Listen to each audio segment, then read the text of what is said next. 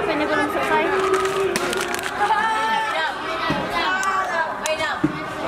Waktu kian berlalu. Mungkin kita sudah melakukan semua hal untuk meraih tujuan kita. Mungkin kita lelah, kita letih dan berharap. Namun apa yang terjadi atas segala yang dilakukan ternyata tidak sesuai harapan. Mungkin inilah kenyataan pahit yang harus kita terima. Tidak semua hal yang kita inginkan sesuai dengan harapan kita. Yang tersisa hanya sisa-sisa bekas perjalanan yang masih membekas dalam diri kita.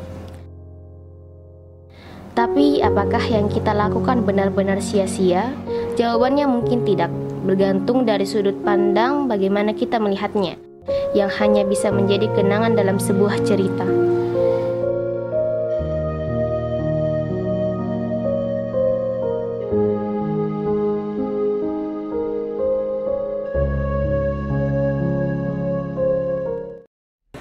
Jangan lupa nonton film pendek Tim Sinematografi.